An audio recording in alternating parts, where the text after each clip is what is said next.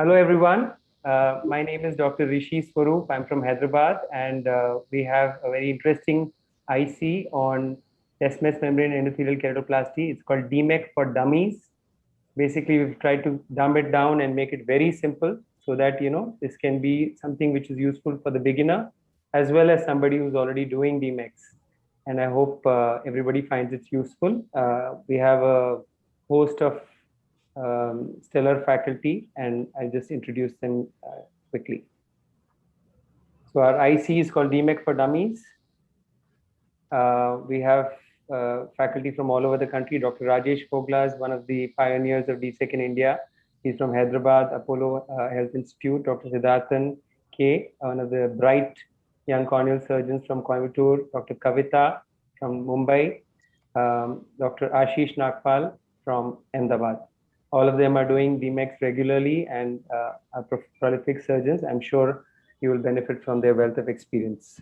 So the flow is like this. I will be introducing the topic, then there will be a literature review by Kavita, followed by a talk on preparation of donor for DMEC by me, unfolding of DMEC scroll and ensuring it's the right way up, Dr. Siddharthan.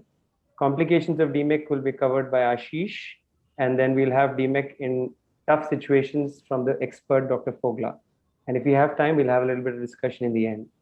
So just quickly about DMEC before we get started on the main talks. So endothelial keratoplasty has been a revolution in evolution. And I think currently the star endothelial procedure is DMEC because you use the least amount of tissue and the results are the best. So because you use the least tissue, you're transplanting the least tissue, the rejection rates are far lesser. And I'm sure Kavita will talk about that. It also has quick visual recovery. And with time, now we have figured out how to do DMEC repeatably and get predictable results. So I'm sure with time, it will completely overtake the other endothelial procedures that we've been doing so far.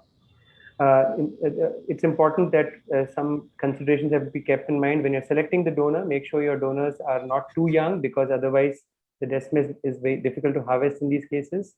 Avoid diabetics. These desmoid membranes tend to tear. Avoid donors with fellow eye difficulties in harvesting the desmoid membranes. If you have two eyes and first eye could not be harvested well, second eye is also going to behave in the same way, and maybe you should avoid doing a DMEC with that cornea. And of course, the endothelial count has to be good because some amount of damage does happen during preparation of the donor. So I personally prefer 2,500 plus at least. It's also important to select your cases carefully, at least initially. So you should have a fairly good visibility and intact iris and pupil, which should be of a normal size, not a dilated pupil. There should be no vitreous in the anterior chamber and anterior synechiae. And avoid very deep anterior chambers or aphakic eyes or post-filtering surgeries, at least in the initial part of your learning curve. When you want to get started on DMEC, make sure you do a lot of wet lab practice. Practice is the main thing. You can't just go and start on a patient. Observe lots of surgeries, observe some seniors, do some surgeries under supervision of an expert. Start with simple cases and then move on to complicated cases.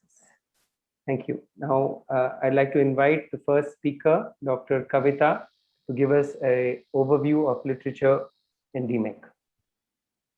Are my slides visible? Yes. Thank you very much. Thanks to AIOS and thanks Rishi for having me as part of your course. I think we are trying to simplify things in this course as the title of the course suggests. So, we start with, that's why I've divided the literature review in various criteria, starting with evolution. Why DMEC? Rishi's covered a little bit. What are the patient selection and outcomes? DMEC in a few special situations, DMEC versus DSEC, and then looking at tissue selection techniques and outcomes and looking at the learning curve and outcome. That is the most important thing, I think, the takeaway from my talk for people who want to start doing DMEC. Now, I think the evolution of endothelial keratoplasty is nothing short of the evolution of humankind. It started with an anterior approach in 1956, then it moved on to the posterior approach, the modern day endothelial keratoplasty as we know now, and which is now moving on to probably doing no keratoplasty. Now, anterior approach started in 1956, and it was modified in the 1990 by Baraker and John. This is the current day endothelial keratoplasty that we know, started with DLEC, DSEC, and then ultra thin DSEC and DMEC. DLEC was first done by Mellis in it was first done in 1998 by Mellis, where along with the endothelium, the stroma was also excised. In 2001, the first DSEC was done by Dr. Mellis, and this was the first sutureless technique which he had done, where a donor was folded into a taco and inserted, and he had good visual results in that patient. Now, the first DMEC also was done by Dr. Mellis.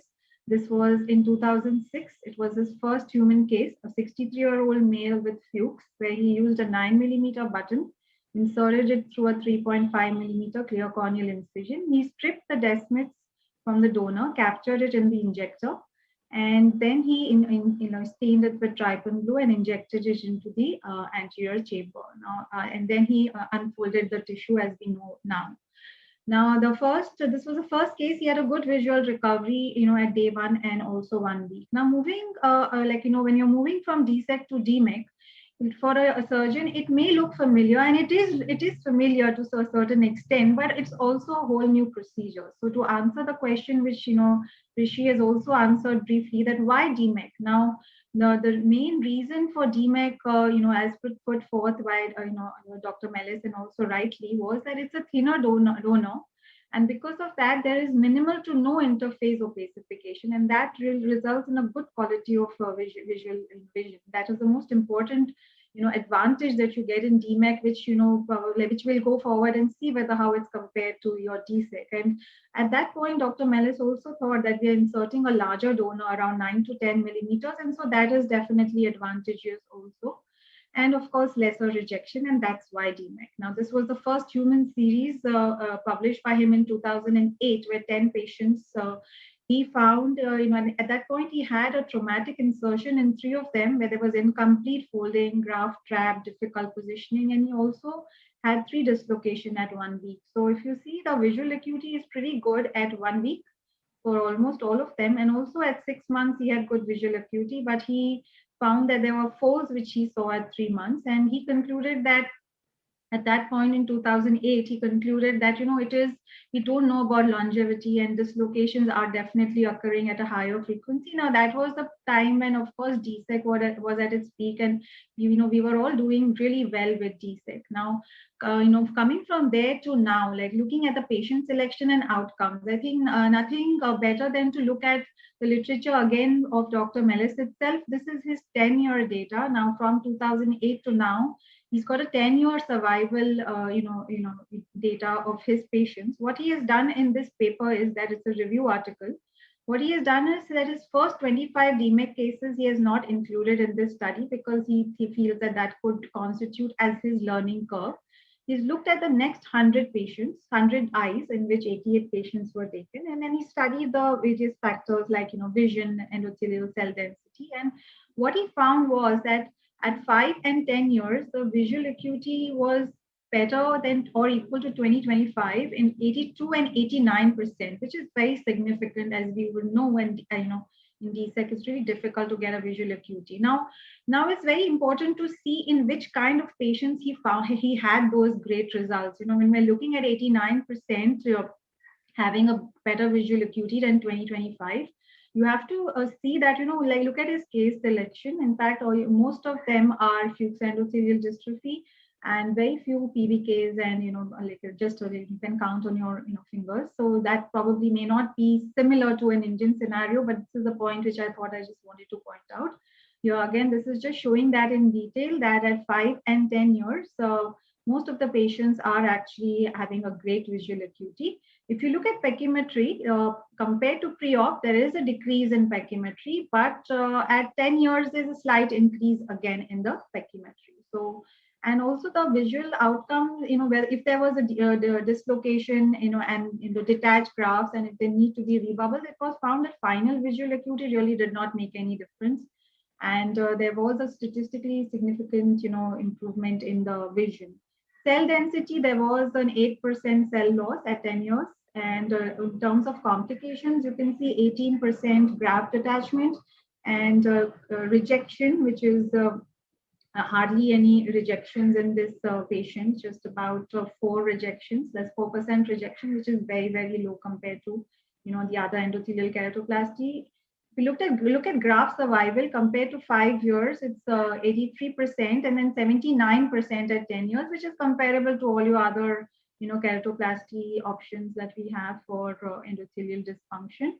And so we can say that I think the only limitation in this study, of course, it's a retrospective study, and a lot of patients were dropped out at follow-up. So at 10 years, not that all the patients were followed up.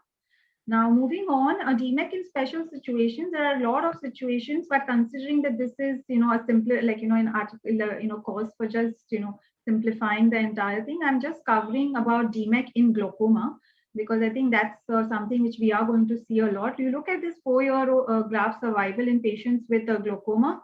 Here, what is a retrospective study? What they've done is they've looked at 94 eyes and they've divided it into 2 groups, study and control group. And they found that there was a significant difference in the graft survival. It was 75% at 1 year, and it goes down to just 27% at 4 years in the study group versus the control group. So that is definitely statistically significant, that it is the graft survival itself is going down. The visual acuity initially is the same in almost all of them. Endothelial cell loss is more in DMEC with glaucoma. Now, initially it was thought that since it's a thinner tissue and the anterior chamber, for the anterior chamber morphology, this may be better. But if you compare it with DSEC, you actually see that DMEC in glaucoma is not really doing very well. We do not know the reason why that's happening, but there is more rejection that is seen. Probably the learning, I don't know, difficult surgeries also could probably contribute to that. So this, we need to be cognizant of that when we are planning surgery. Moving on to the next, next literature search. The next would be comparing your DMEC with DSEC. Now, I think this is relevant because especially to most of us who had started doing ultra-thin DSEC, where, the corneal tissue is just 100 microns or lesser, and we're getting great results where we are not really seeing, you're feeling that patient is really doing well, happy. Why do we need to then move to DMEC? I think this study and the following study, there are 2 studies which I'm going to show. One is prospective and one is retrospective. It will definitely, open up, clear up a lot of our doubts about this particular query. If you look at it also, if you see ultra-thin versus DMEC, it looks almost similar. Now, this is a prospective study. It is a randomized control trial in between where they have, if you look at the, both the groups in ultra-thin DSEC and DMEC, they have compared it very well, like they've matched it very well in terms of age, in terms of diagnosis, in terms of the donor tissue that has been used. If you see, there is not so much of a difference. They've matched it really well. And this is the post-operative pictures of ultra-thin DSEC versus your DMEC. Now, however, if you look at the visual acuity, look at the visual acuity at 3 months, 6 months, and 12 months. You can see that there is definitely a statistically, significant difference in terms of visual acuity. At 3 months, there is a 1.5 line better vision in DMEC and 1.8 lines better at 6 months and 1.54 lines better than ultra-thin DSEC. If you look at the endothelial cell loss, it is lesser in the ultra-thin DSEC. Versus DMEC, but it is comparable. If you look at adverse events, you can see that the rebubbling rate is definitely higher in the DMEC group. There is about 6 patients which had to be rebubbled. But apart from that, in terms of the other adverse events, rejection, there was no rejection in either group. It was found to be comparable. So I think in this particular study, they concluded that DMEC definitely provides superior vision. There is rapid visual improvement because the improvement happens at 3 months versus your DSEC, and there is a better visual acuity in DMEC compared to the DSEC. And endothelial cell count, of course, the loss is comparable. Now, this is another study where what they've done is they've compared fellow eyes of the same patient. So, but this is a retrospective study. There's ultra-thin DSEC done in one, and there's DMEC, which is done in the other patient. There's 18 pseudophakic patients, which again, going to move on here. So what they've done is 36 eyes they have again divided. One eye, I mean, they've gone back and studied, and one eye in which it was ultra thin DSEK and the other eye was DMEC. Again, if you look at this group, it is pretty well matched in terms of the graft which was used, for the like both the eyes. There's not much difference in that. What they found that in the patients, even the visual acuity, if you see, is that's coming. The visual acuity is more or less similar, but contrast vision was way better in the DMEC group versus the ultra thin DSEK group that was found. And what they concluded was that they did not really find any difference in the vision. The vision they found was similar in both. The patient said it was similar in each eye, but there was a better performance in the contrast vision. So I think we can conclude that at least in terms of visual acuity, if not visual acuity, then definitely in terms of contrast or quality of vision would definitely be better in DMEC. So moving on to the next, literature review about tissue selection. Again, Rishi has covered a little bit.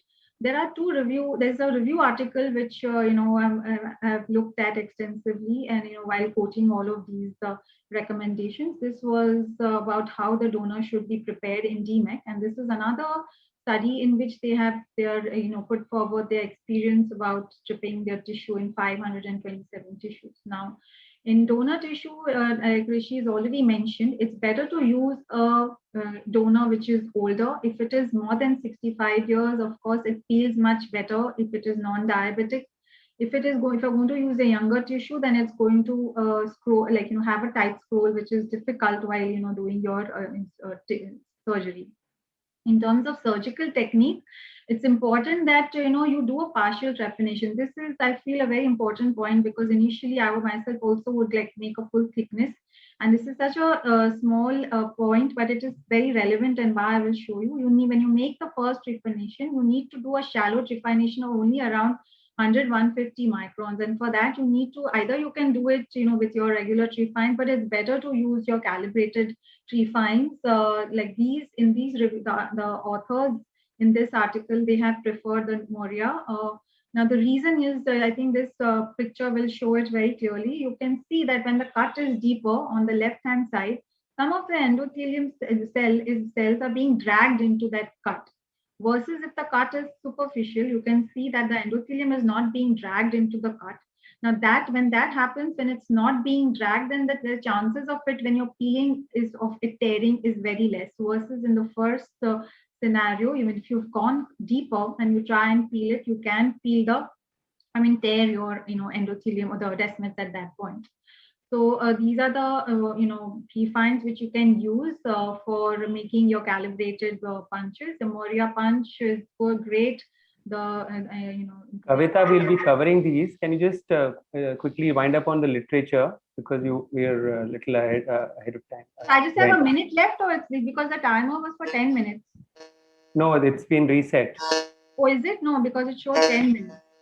Okay, so I'm just going to rush forward because they're going to cover all of this. So stripping would be with forceps, the scuba technique. These are the various forceps which you can use for stripping.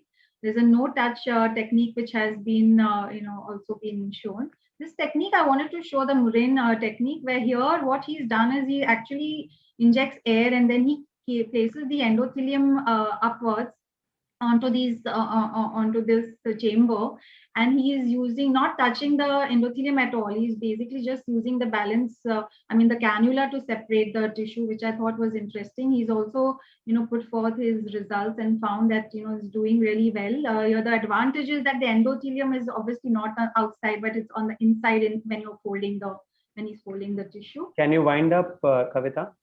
Okay, so this is the F stamp. I think again, you all are going to be showing this. I will end with this last talk, the last literature, where in 100 cases this person has he's an experienced surgeon, where he's compared DSEK with DMEC, and he's found that his results were comparable. So I think just want to conclude that if he can do it, then so can all of us. The learning curve is definitely much easier than we all think, and DMEC is the way to go. Thank you so much.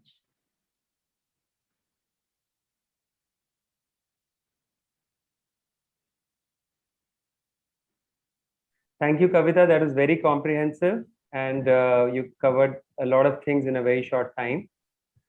I'll move on to the next talk, which is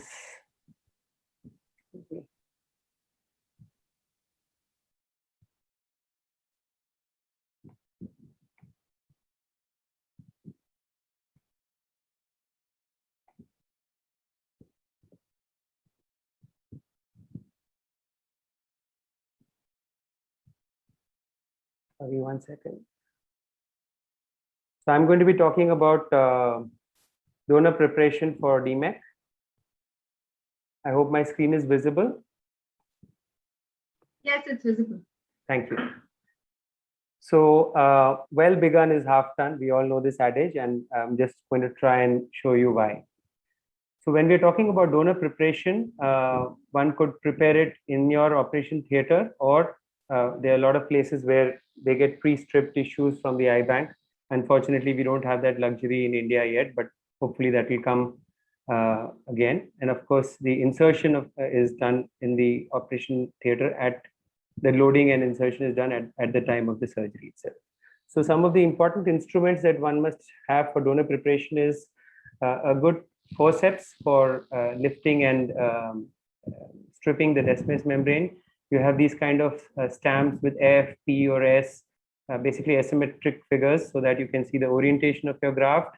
Cannulas to kind of load the graft, which may be made of glass or even modified IOL injectors. You can have basically artificial anterior chambers with partial trifines for DMEC trifines, which don't cut full thickness but only cut the DMEC and a little bit of stroma.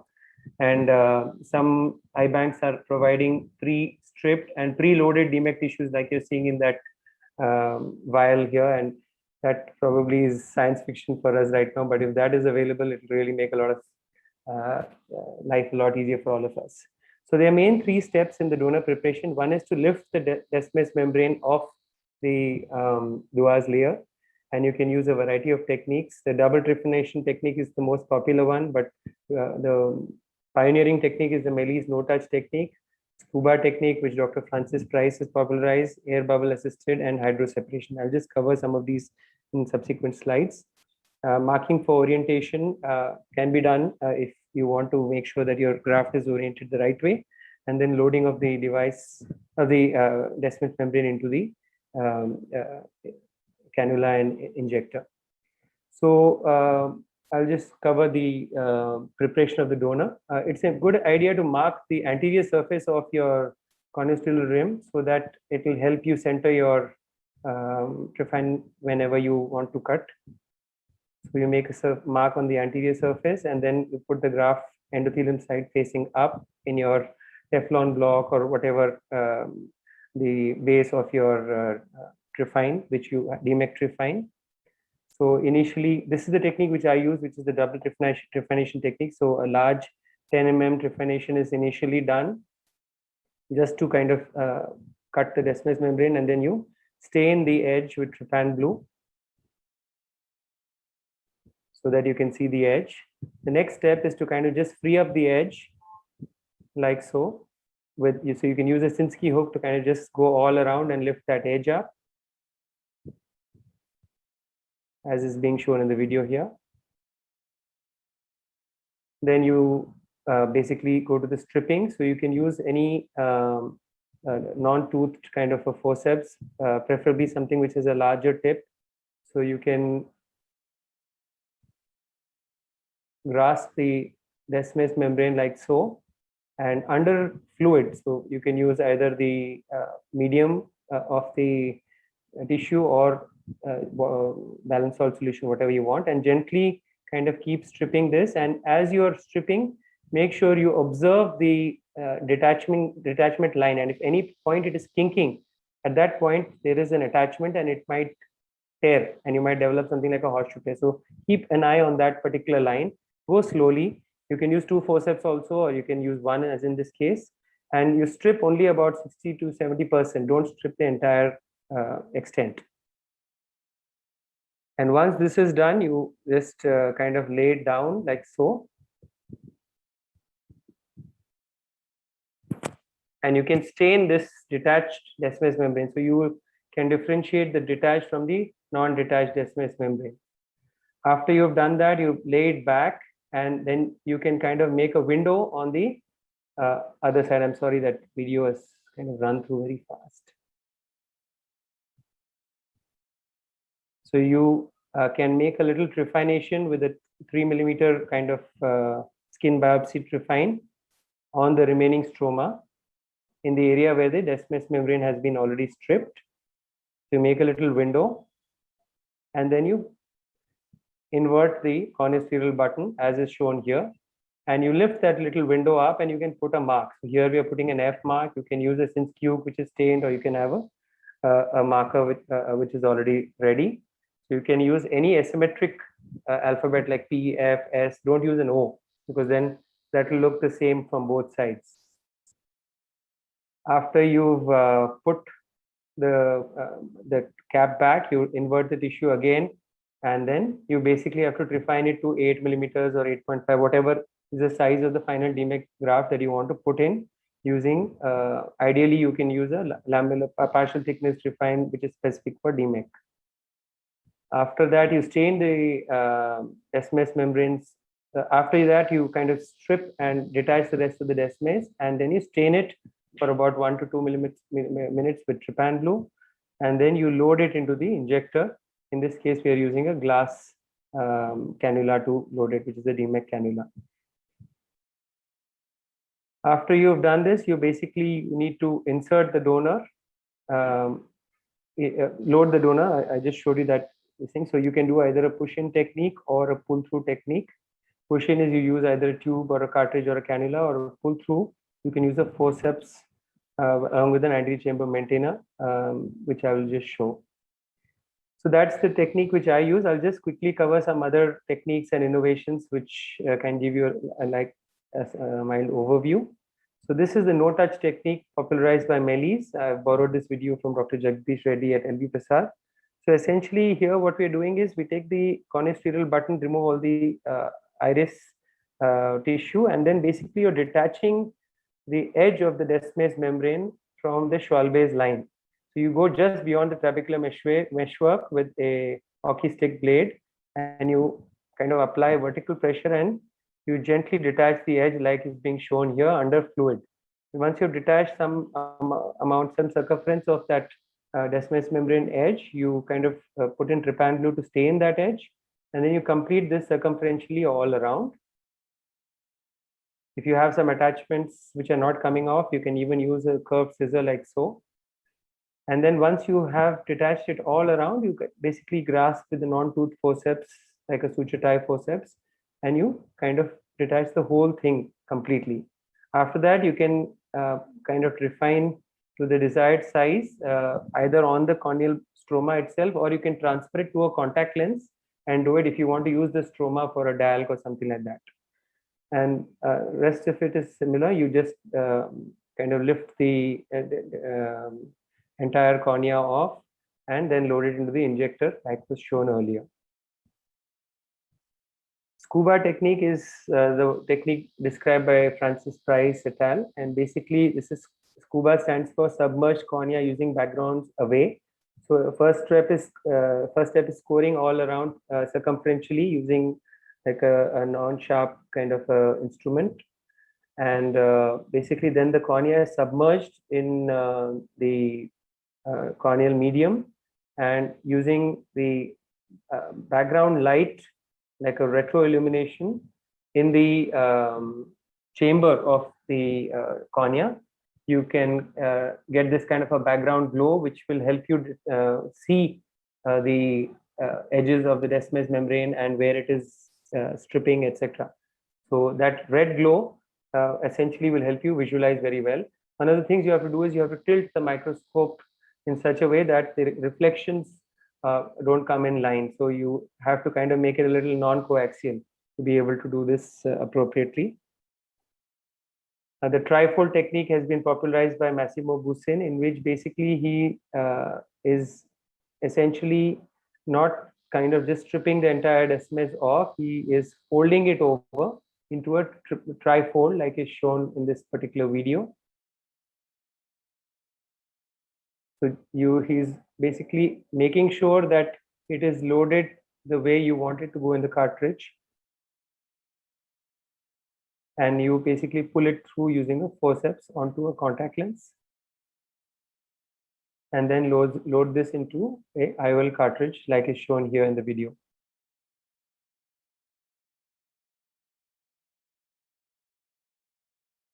After that, you use a forceps and pull that front part of the folded Descemet's membrane. You can see the trifold there into the IOL cartridge.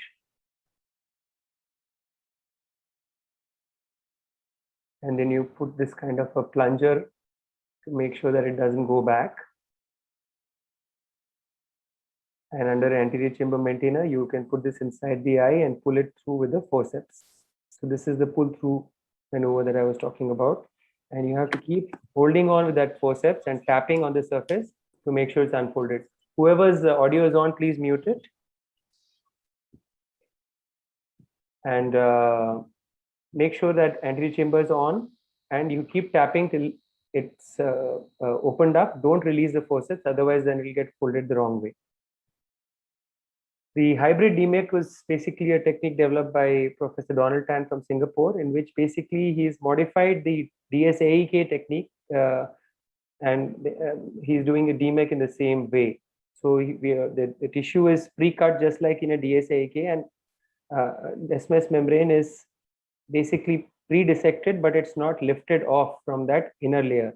So the outer lenticule is removed, and the inner lenticule, which has separated Descemet's on it, but which has not been stripped, is laid onto the endoglide, which is already available for DSAEK. It's a modified endoglide for this hybrid DMEK. Then we put a cohesive viscoelastic on the endothelial side like so. And then this is basically pulled through with the forceps into the injector, and the back portion is now snapped in place. Now it's ready to be pushed into the eye.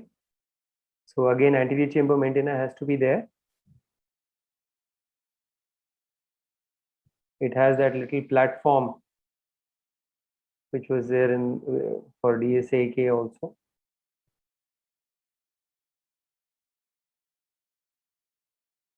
The advantage is it's a snug fit, so nothing leaks out. So it's a closed anterior chamber. And then from the opposite side, you introduce this forceps,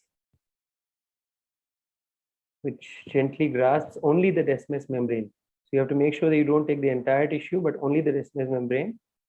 And the rest of this step is similar to what we saw with the Melis trifold technique, in which you're just pulling that Descemet's membrane in, which has been already stripped, which has already been separated but not stripped. Because you're not stripped, it maintained its shape. The moment you strip it off, it tends to fold.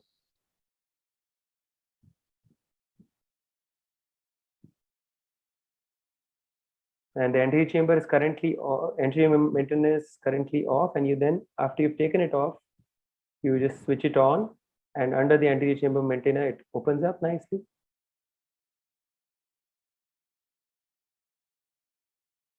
As you will just see. And with tapping motions, you can just kind of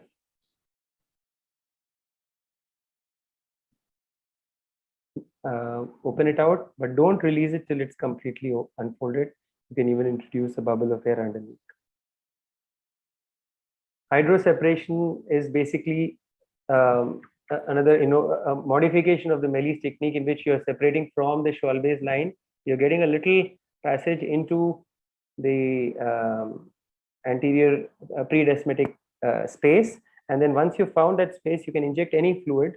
It would be good if you can use trypan blue itself into that space, so that you can also stain the Descemet's membrane as you're enlarging it, and basically you get a little bubble of the Descemet's membrane. It's something like a type 2 bubble. Basically, you're inducing from the endothelial side, and then you kind of just refine it to the desired size, and the rest of the steps are similar to any DMEK. So basically, you have to find that space and then put in a cannula. You don't have to dissect circumferentially, only a little pocket is enough. And once you found that potential space, you kind of inflate it with trypan blue.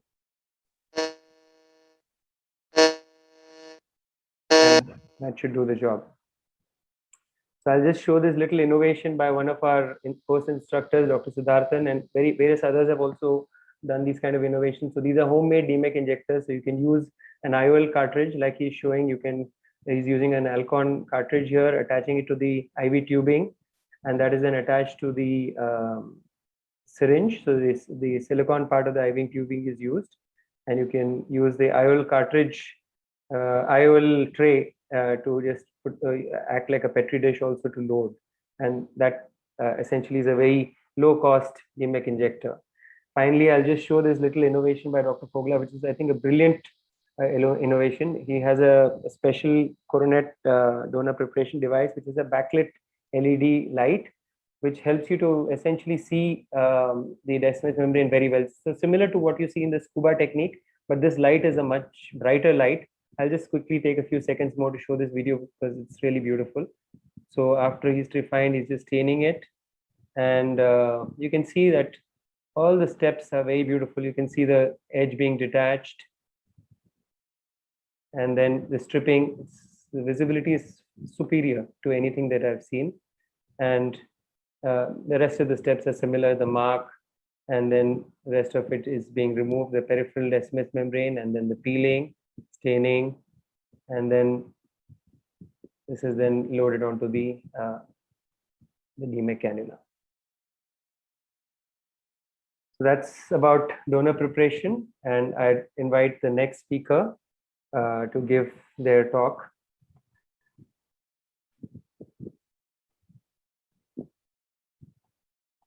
Dr. Siddharthan will talk about how to unfold the DMEC scroll and make sure it's the right way up. Thank you.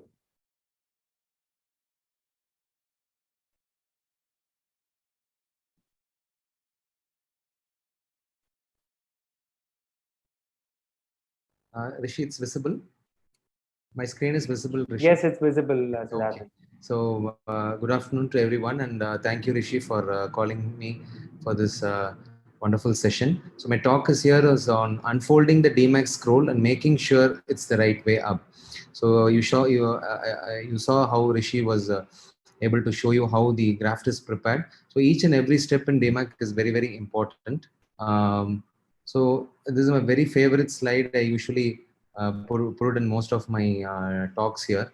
So here, for the basic, for the people to understand, the endothelium usually is exposed out when the DM scrolls out like this. So this is very typical of how a DM scrolls. I'm showing you here a taco fold with endothelium inside. So as I put it into the saline, you can see that the endothelium which is inside usually opens out. So the endothelium is out, and that's why DMEC is pretty. You have to do it with a lot of caution because endothelial cell damage might happen because the endothelium is out, unlike DSEC where the endothelium is inside. So going to the next one, the mark, as Rishi said, there are a lot of marks. I use a L mark, and I just want to demonstrate how I do it. So there is a short horizontal limb and there is a long vertical limb. So I always look at the short vertical limb when it's inside the eye when I after unfold it. So even if it rotates, even whichever position it is, I make sure that the short arm is always on the right side of the vertical arm. So this one, I find it's very easy because even in hazy corneas or scarred corneas, if I'm able to see this portion alone, I know whether it's on the left or right side. I usually know whether it's on the correct side or not. The second important thing is DM scroll injection. You can have a lot of endothelial cell loss at this position. So here I'm just showing you here. I've done a tunnel. I'm going inside and injecting. It's not coming out because it's a very tight tunnel. All the saline comes inside the injector and it pushes the you can see I'm demonstrating by injecting saline into the side port, and you can see the tissue moving in. So here you have to little bit extend the section so that the saline moves out to the sides of the injector, and also you have to reduce the pressure by reducing the speculum. These two are very important, your tunnel size and your pressure. So if you do not concentrate on this, the tissue will sit outside at the junction of the wound, and you'll have a lot of endothelial cell loss. Sizing the DM is very, very important because here you see that the pupil is almost 5.5 to 6 and the tissue is around 7 mm. So I'm finding it really difficult to unfold because it gets caught into the pupillary margin. So you have to plan your DM size according to your pupil. If it's slightly larger, you have to take a larger graft. So here I'm showing almost a 7 to 8 mm pupil, which is dilated. So I have taken a larger graft. You can see that it's a larger graft. So what happens is that the iris acts as a fulcrum, and then you can see by gentle tapping, by acting as a fulcrum, you can see it just slowly opens up. So in this, if I had taken a smaller graft of 7 or 7.5, I wouldn't have been able to unfold it because it will sit on the IOL or it will sit on the edges and unfold. Here you see beautifully the iris helps us to open up. So this is very important. DM scroll sizing is very important. The next one is when you do cases, early cases, don't take young donors. You see it's so much scrolled up. It's like completely scrolled. And here again, case selection is poor because it's actually a iris claw done post vititamized eye. Eye is very soft. So all the and it's all the don'ts are there here. Like means you can see here as I try to unfold it, you can see a lot of crumpling, a lot of dimpling of the DM. You look at that, it will not, it's very difficult to unfold. Even if you unfold this successfully, the amount of endothelial damage is huge, and these tissues may be successfully or anatomically attached, but may not be, the graft won't be doing its purpose. So early cases or always suggest don't choose such scenarios. You may be able to attach, but it's difficult. So elderly tissues behaves like this because there's no elasticity. So usually they are wide open. In your early cases, you can try this. It will give you more confidence rather than doing younger eyes. And when you do this, you can see that very beautifully it will unfold by itself once after injection, even without putting a suture to open it. So early cases, I feel everybody should go ahead with elderly tissues so that it gives you a lot of confidence. So coming to the real unfolding techniques. So there are many ways we have evolved, been doing from 2013. So we have been evolved. The unfolding techniques have evolved so much. So here, as I told you, make an adequate tunnel, put a suture, very, very important. Do not manipulate your DM without putting any suture. Put one suture to the tunnel before you try to manipulate. So the initial days, we used to do the tapping method. You can see here, we'll inject saline to create some space for the tissue to unfold. And then you see, this is the tapping method, which was very, very, very much done in the initial days, this tapping method. So I'm injecting saline, creating a space, and I tap in the center, and you see that how well it unfolds. So this is the original technique when people used to do, and you can see that L mark there, the shorter limb on the right side of the vertical limb. So I know it's on the right position. I'm centering it and I'm injecting air to oppose the DM. So this is the first way we used to do. Second, sometimes when you are trying to tap, it may not unfold. So I use a bimanual technique. I used to do a bimanual technique, meaning that you can, with one hand, you can hold the DM, and the other you can try to unscroll it. You can see here that like a bimanually, you can try to wriggle it out and it opens up. So this is another technique of unfolding. One is tapping, another thing is with bimanual hydro needle. You can tap it and it usually unfolds. You can very gentle tapping at the end to make it centered, and then you can inject air. So this is another technique. So the third technique which I'll be showing you is that suppose in case you want to, you're trying to do with both the hydro needle and it's not opening. So I'm trying to do it here. So it's not opening. So then only we thought of a technique known as hold and release technique, where we used to hold the tissue with one hand, and then with the saline, I just show you. With the left hand, I'm holding the DM, and here I'm injecting saline. I'm unshallowing, injecting saline and depressing the wound. And you can see that as I inject the saline and depress the wound, the DM tries to unfold. So this is a it's like a almost like a no-touch technique, where you can just, with the left hand, you just hold it, and with the saline, you try to open up the tunnel without much tapping and manipulation. So this tapping usually causes a lot of endothelial shedding. So this is another thing I want to show you, the same one. The other one which I want to show you is how to reverse the DM. This is an iris claw. I've done an iris claw, then aphakic bullous keratopathy, and then after applying 3 sutures. So here I just want to show you, as I unfold, I find that the DM is on the opposite side. So how do you reverse the DM? So now I've tried to unfold it, and I find, and you see that the L is on, I found out that the L is on the opposite side. So now you see that I'm injecting saline under. You see the under, I'm trying to inject saline under the graft, so that the second lip, see that second lip is flipping over.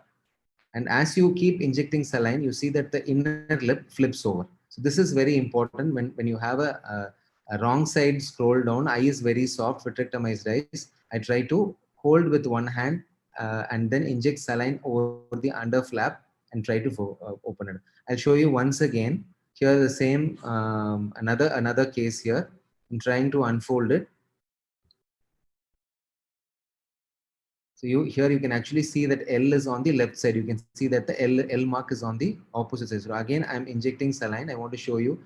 So what happens is, once I know it's on the opposite side, look at me injecting the saline here. See the flap, see how it's flapping the inner flap. So it just flaps in, you see it flapping in, and see it goes up. So once that is there, you can hold that portion and then you can open it. See the L is now on the horizontal limb is on the right side. So this is how you unscroll a DM. If it's reversed inside the eye, rather than doing a lot of manipulations, give flow to the inner fold so that it flips over, and you will be able to remove it.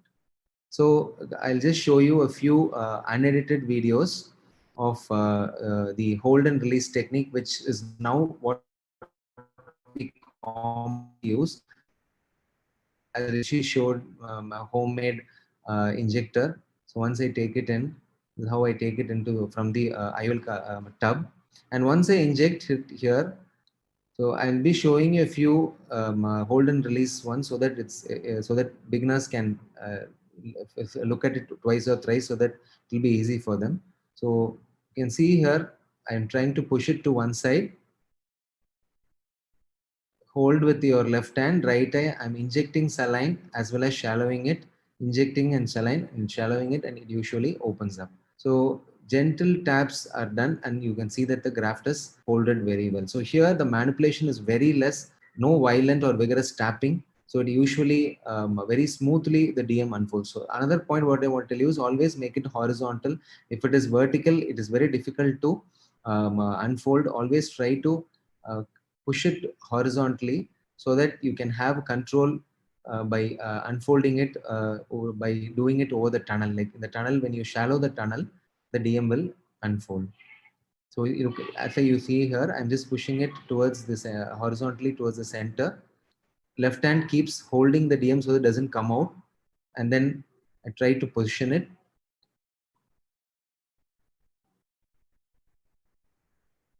And then hold at one position, and then you see that inject shallow, you inject, it opens up. So it's very simple. Sometimes you can have problems in hold and release also. Sometimes you can see a DM getting stuck and it doesn't open. So you can see here that the one fold of DM has got stuck, and I've tried many times to open it and it's not opening. You see, I'm trying to do the same techniques. So now what I want to do is I want to put air. Okay, you hold with the left hand, put air, so that fold may not unfold with all the maneuvers. So you inject air and then you release the air beyond the fold. So once beyond the fold, you see that it very beautifully unfolds. So these are finer techniques of unfolding. Even in grafts, large size grafts, unfolding, everything is pretty easy, because you can see that the L mark is there. So larger grafts with small pupil, this technique is very easy and it's very simple.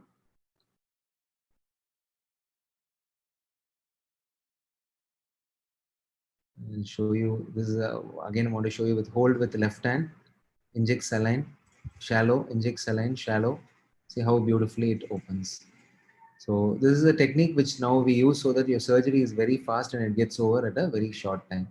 My last video, just want to show you that in regrafts, do not take large sized grafts because the DM doesn't settle over the graft host junction. So here I'm struggling to unfold because you can see that the graft is very large and it doesn't open up.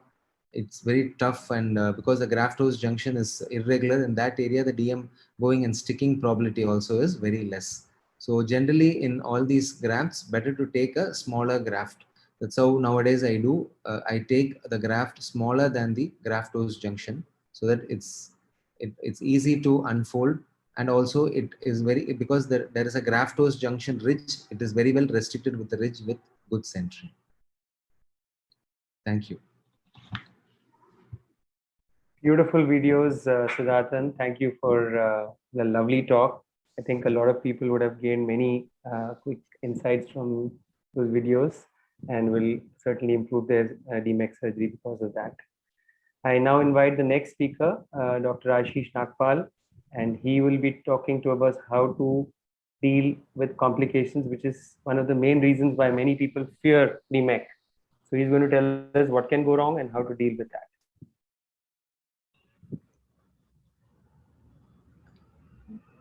Hi Rishi, can you hear me? Yes, you're audible and your slides are visible. Thank you for having me over to this repeat of this wonderful IC, I think from 2020 to 21.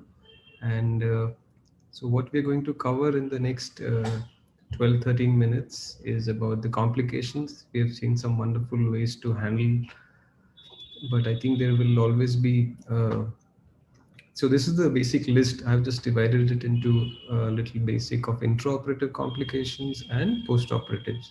So mainly I'll be just showing some videos, some of my own complications and some which the faculty has kindly given to share. So I think we can also have some of their tidbits on how they handled it. So this is, I think, a similar video that you can just pick up and smoothly it comes off with the proper elasticity. But sometimes it's not always the case. This is one of the situations, as Rishi had pointed out, that you should be careful. Look at the line, the edge. Sometimes there may be a tear, as you can see in this red arrow. So something, if you immediately see something like that, you have to stop and reconsider how you go about harvesting the membrane.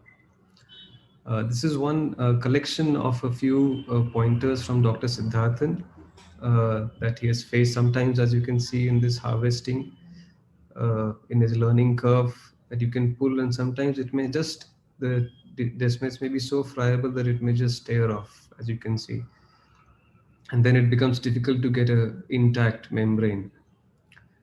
Some complications, as you can see in this, sometimes the graft may get stuck into the wound itself, and then it becomes a challenge because of a deep AC, as has been pointed out, to unfold it.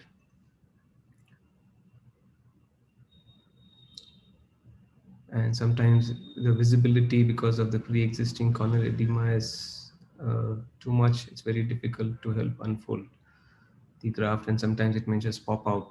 So these are the few things which all of us have faced at some point, especially in the initial learning curve. Then there are some desmoid membrane which just do not load. As you can see, this is one of my videos in the initial cases, and I think it was a very non-elastic old donor as we had chosen, and it did not want to come inside my glass, and then it's kind of scrolled, but it was stuck. It wouldn't, because of the irregular harvesting some places, because as you can see, it's not a complete round. There were some edges, so some of them fold over, and then it's not easy to get a perfect scroll. And how much ever you try and attempt to get it through this, it doesn't come through, and then in fact it kinds of unfolds over there. So this is there are a few challenges. Another one over here, this was a older, much more, this was a total, it would never not scroll at all. So some of these cases, some of these desmoids totally do not want to scroll. That depends on the elasticity, on the age. And one tip which I learned from one of my colleagues, Dr. Praveen Krishna, is that sometimes these membranes tend to float up to the edge of the bowl that you have. So you should try and push them down so that they go deeper, and sometimes that helps to try and maneuver them to kind of get inside. So these are situations, and there are different techniques now how to manage them. One can load it from the other side, from the broader end of the glass vial as well. So you don't need to necessarily struggle by loading them from the front end only. The important another tip is, as you saw earlier as well, is not to get any air bubble inside the cannula, because the air bubble, everything, because the Descemet's membrane is so subtle, it's such a subtle thin membrane, anything and everything affects it. So you should make sure that you do not have any air bubble even in the front, so that when you are injecting it, you do not get any air bubble inside the anterior chamber, and which may affect it. This is just a tip for the beginners that, sometimes we are planning a DMEC. Usually it's a case of pseudophakic bullous keratopathy. This was a case of pseudophakic bullous keratopathy after a Descemet's detachment. As you can see, thick, fibrotic Descemet's membrane, very dense edema. So these are cases which I think one should avoid. There's already some blood which is also seeping into the anterior chamber. So in such a situation, I would suggest that we should avoid, if you are getting into DMEC, avoid such cases.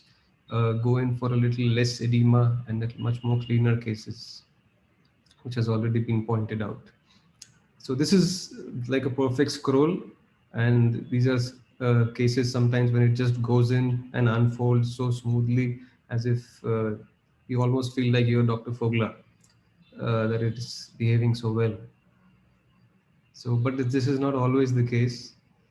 And this is just a list to keep in mind. These are the major issues which occur during the injection, and the common causes are either the size of the wound may be inappropriate, high IOP, a dilated pupil, or sometimes you may be holding the injector bevel up. So these are the things to keep in mind. And of course, then sometimes it just folds up inside in a triangular formation or a comma formation, and you just can't seem to get it out despite trying, despite suturing the ports. I think these strips have already been pointed out. This is another video shared by Dr. Rishi Swaroop, in which you can see what problems you may face while injecting.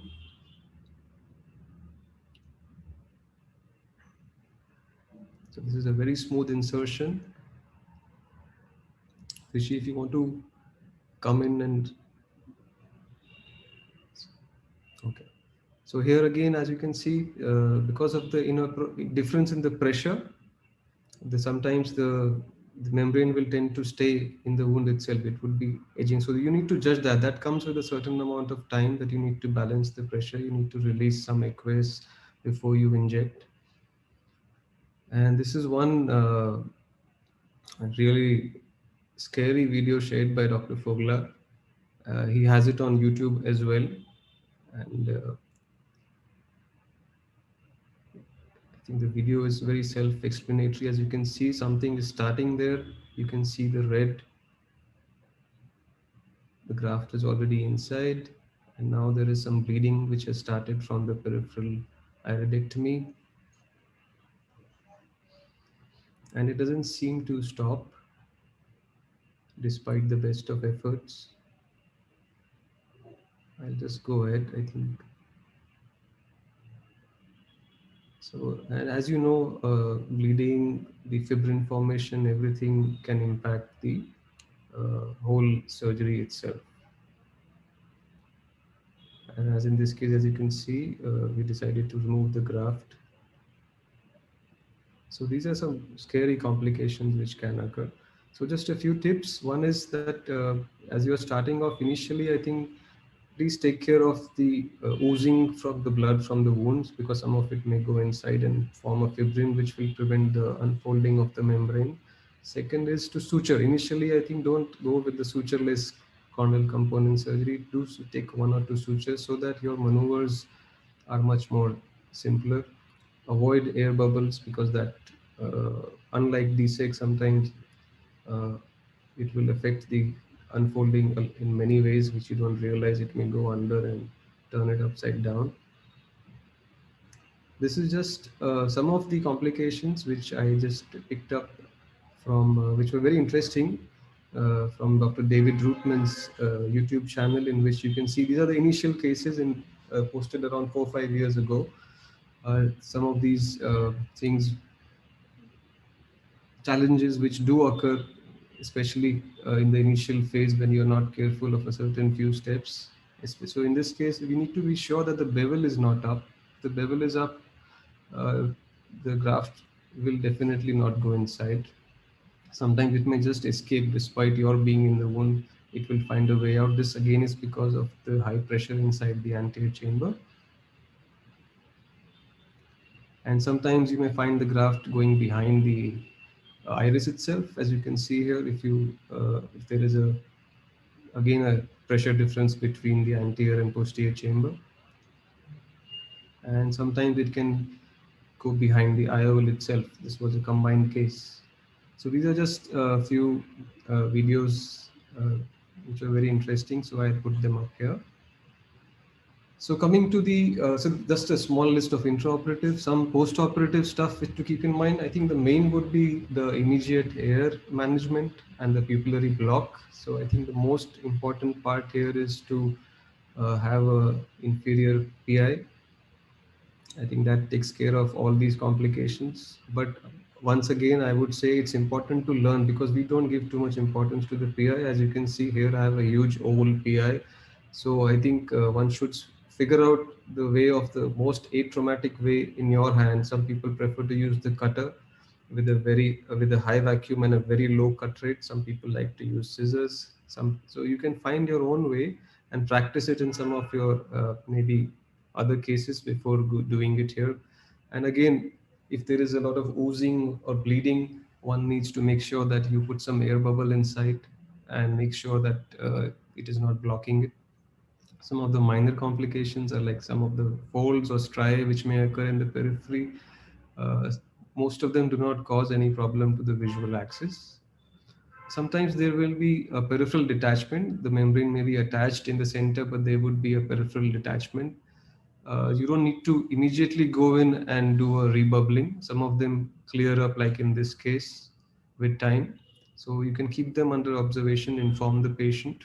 Some of them may leave some sort of a scar at the edge because of the enfolding, but they shouldn't impact the vision. In some cases, you may need to go in and do a rebubbling. In this scenario, you can see this was the first post-op day actually, and you can see it was a upside down insertion, which we figured out the next day. And of course, this is going to fail. The endothelium is upside down. So again, we went in and did it again, and with a new graft, of course. And some of these again would require a rebubbling if it is not attached. So it's important to find out, because some of it may be very subtle, and because of the edema, so you can use an OCT or a good slit lamp to figure out whether it's a peripheral detachment or a graft failure happening. And of course, towards the end, I would like to remind you of glaucoma, because when everything is clear, then also you need to be very suspicious and check the pressures, because a lot of them may be steroid responders as well.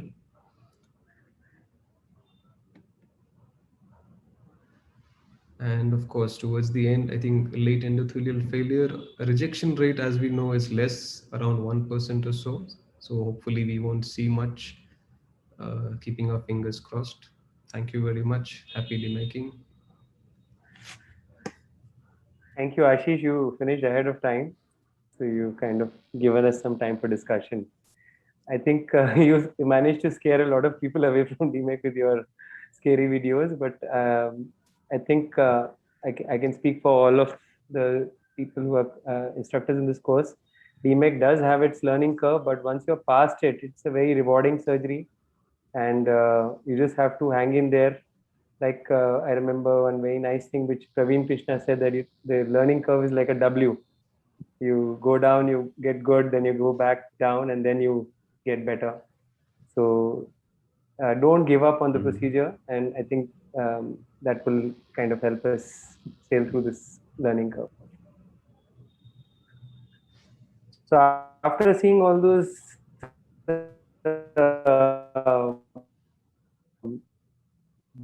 basics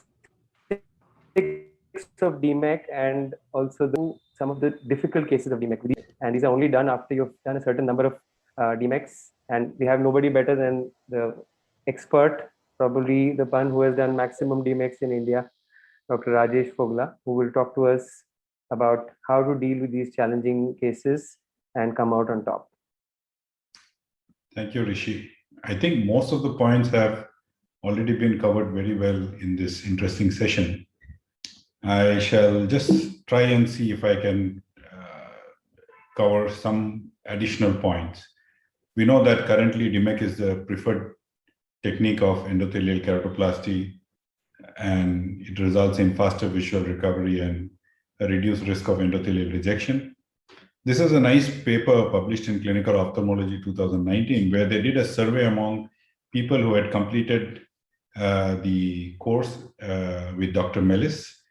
And they found that quite a few of them did not start DMEC because they were afraid of either inserting the tissue the wrong way or the anxiety related to tissue preparation.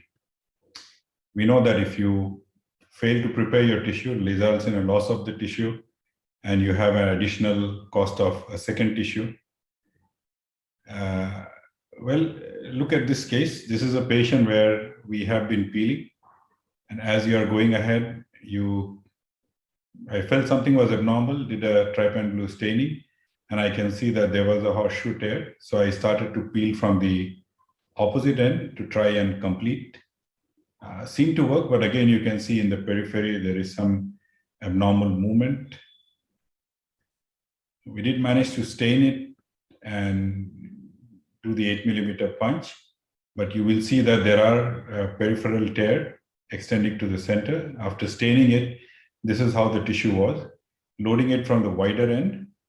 And it's always important here that when you load it, load with the torn edge as the trailing part, not in the leading edge. Coming to this insertion technique, I'll just highlight that in a while.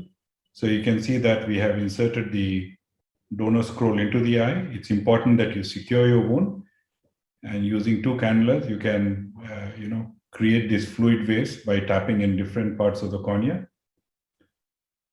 either in the center or in the periphery, and you can get the scroll to open up.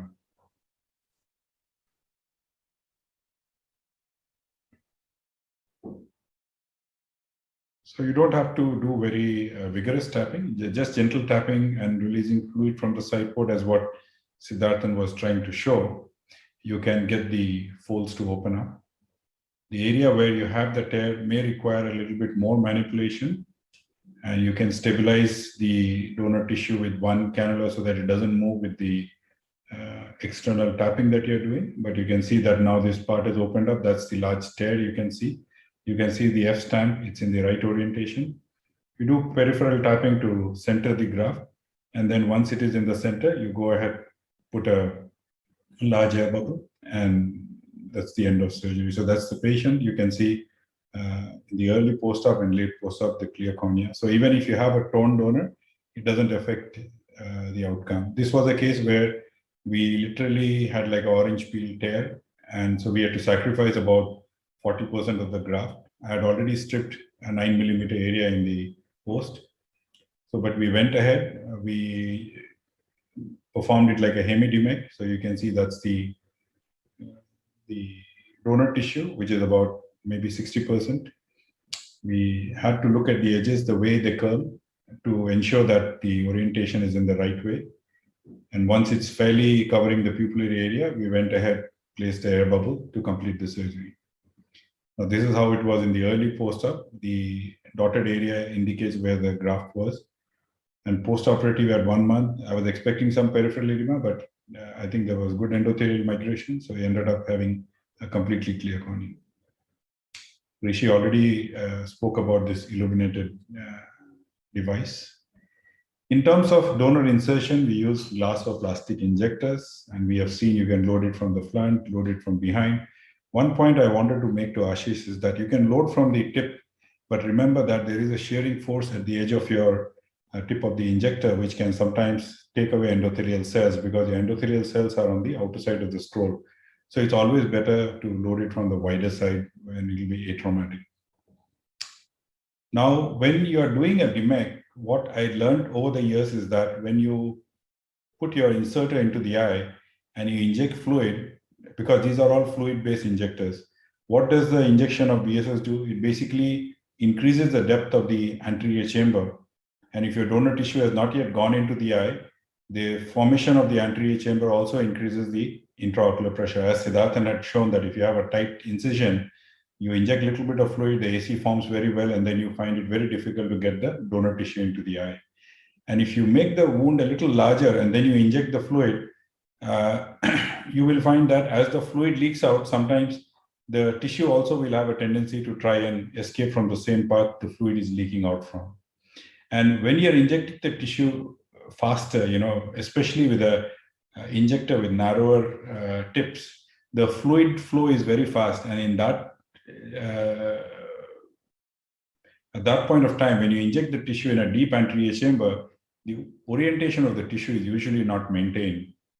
And also, when you're removing the tip of the cartridge, you have to be careful. You have to lower the pressure of the eye and then remove it. Otherwise, you can have a partial or total expulsion of the donor tissue. Now, this is a very nice, diagrams from Peter Wellman, and he has shown all the donor configurations possible. But the most preferable is the double scroll. Now, it's always, that's what we want to achieve. We want to achieve a double scroll all the time. So can we do that in a predictable manner? This is something that we published this year in April. So what we have done is we looked at the double scroll configuration. Is there a way to achieve it?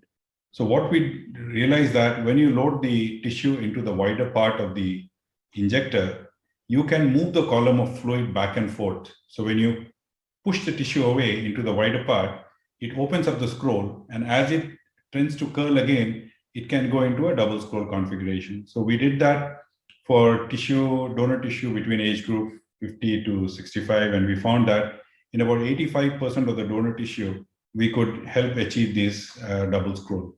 Very young donor tissues sometimes may go into a tight single scroll, which may not open up, and older tissues which have a less tendency to curl also may not go into a double scroll configuration.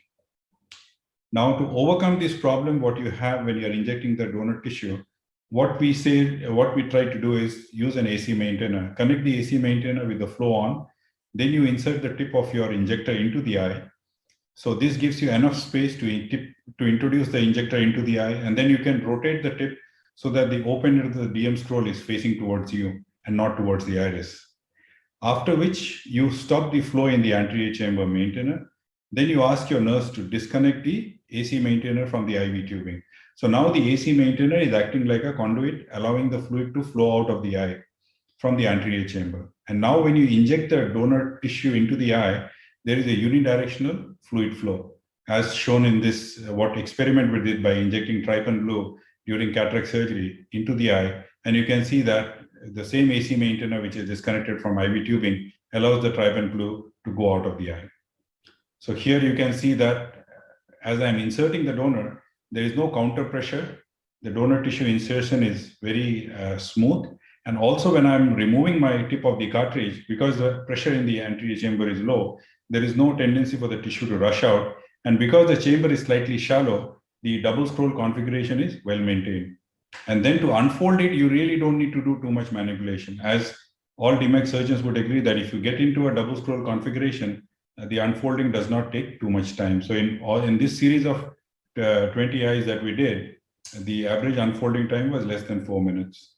And also the manipulation was minimal. So the endothelial cell loss at 6 months was noted to be only 16.7%. So if you have a shallow anterior chamber and you have to do a DMEC, sometimes it's to your advantage because it allows easy unfolding. But if you have a reduced working space, you can have difficult insertion, difficult unfolding. Pediatric eyes you have, so this is a case of CHED, where we do the same thing and using the same technique, We insert the donor into the eye, close the wound. And as you see that because the orientation of the scroll is maintained, the unfolding is relatively atraumatic and you can quickly unfold without too much of manipulation. The trifold technique, what Rishi had shown, this is also quite useful. You need to fold the donor endo in. This is loaded into this is a IOL cartridge. We pull the donor to the tip and then close it from behind using a foam tip plunger. This is the ICL foam tip plunger that I have used to close it. And then you can pull it into the eye. This is the eye with the AC IOL. It's endo in, so the endothelium is on the inside. It's protected, it doesn't touch the IOL. And then you can place an air bubble within the scroll, manipulate it to open it up, and then complete the surgery. So that's the post-op appearance. You can see that the patient did very well. Similarly, eyes which have a lot of significant upthrust or eyes which are very small, you may have difficulty. This is again, you can see that the tissue was trying to rush out, and as I used a little bit more force to push the tissue into the eye, the scroll configuration, you got a little fold there.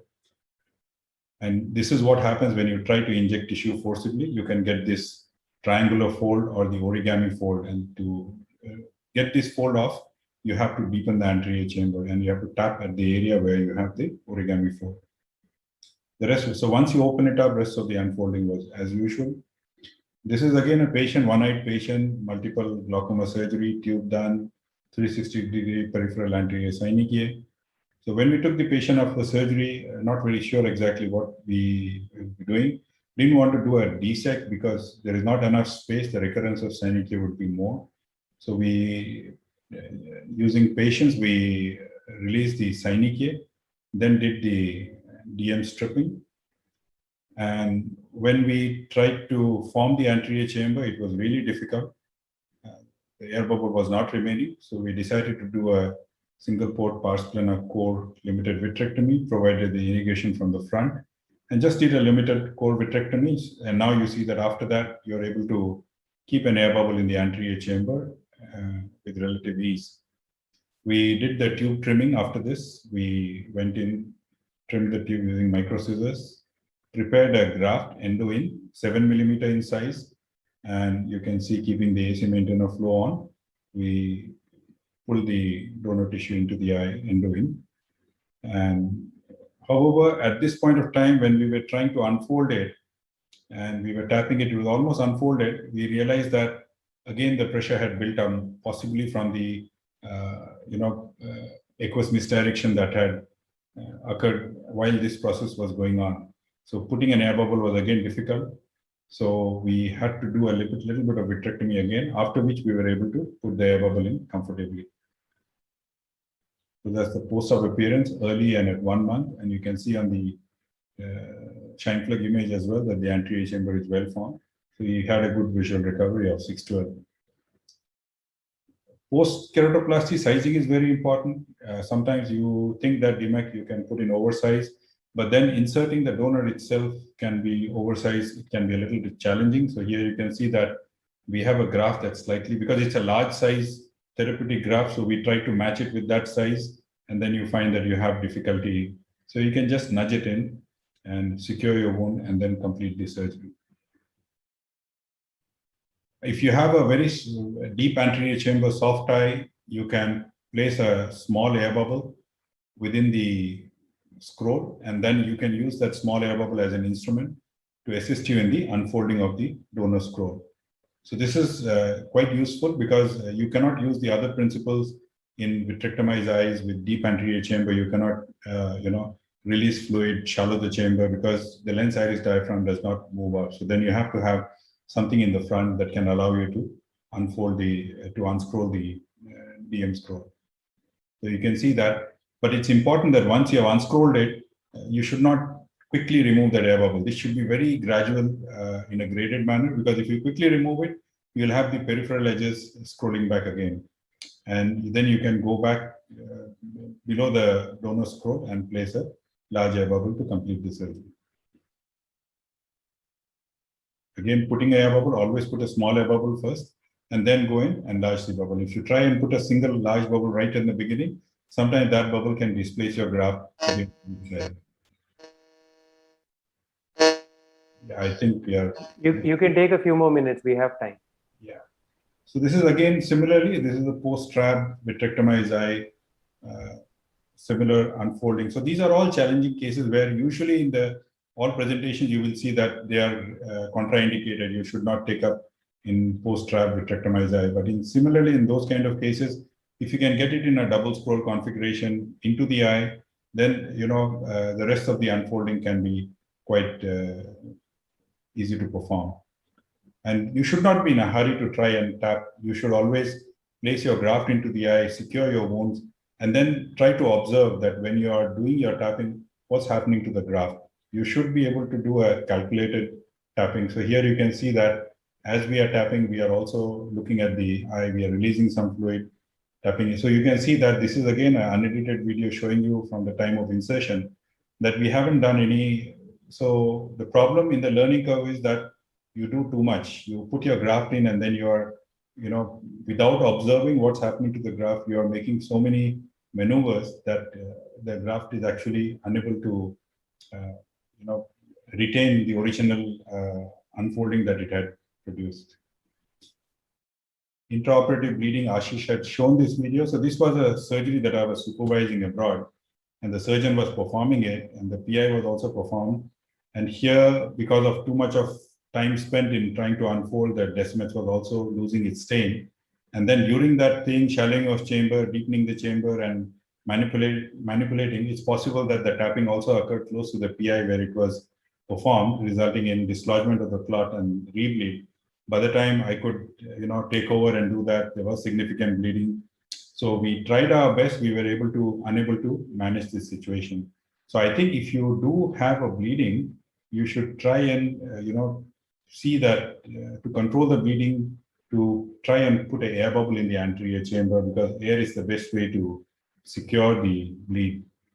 So this patient, we went back after 2 days, and you can see that I'm not going into the same incision because the primary incision that was made, the wound construction was not right. It was leaking, which was leading to the shallow chamber. So wound construction is very important. So here also you can see that we got the donor into the eye, we secured the wound, then we opened up the graft. I was more worried about a rebleed from the PI, thinking that even if it's just 2 days, so we tried to keep our manipulation to the minimum, and then we were able to successfully complete the surgery. That's the same patient in the post-operative. You can see the eye looks very quiet. The patient did very well with 20/20 vision, cell count of 1,896. So basically, in conclusion, challenging cases do require a modified approach in DMEC. Anterior vitrectomy may be necessary to improve the working space, especially if you're working with eyes where there is very limited space in the anterior chamber because of peripheral synechia or, with short axial length. In some cases, pull-through technique may be useful, wherein you cannot flip the tissue if it is placed in the upside position. So it helps maintain the orientation of the Decimex membrane. And the other approach in complex cases is to do an ultra-thin DSEK, which is also gives equally good results and relatively easy to perform for somebody who's already proficient in doing DSEK. Thank you. Thank you for a patient hearing. Thank you, Dr. Fogla. It's always, we keep the best for the last, and this is certainly the highlight of our IC. Main point, what I have learned is that get the insertion. This unidirectional flow concept really works very well. And ever since you started using it, my DMEX have become so easy and so easy to perform. And I think that it also helps maintain the orientation of the donor. So unfolding is also a breeze. So for people who are already doing it, do try it out. And I'm pretty sure you will feel that you're able to perform DMEC much more easier. Wonderful. So I think we are pretty much out of time. The next session people should be coming in very soon. So I'd like to take this opportunity to thank all the faculty for putting in so much effort in making their talks and compiling such wonderful videos. I'm sure everyone, including all of us, went back with some new tips to do DMEC more successfully in our clinics.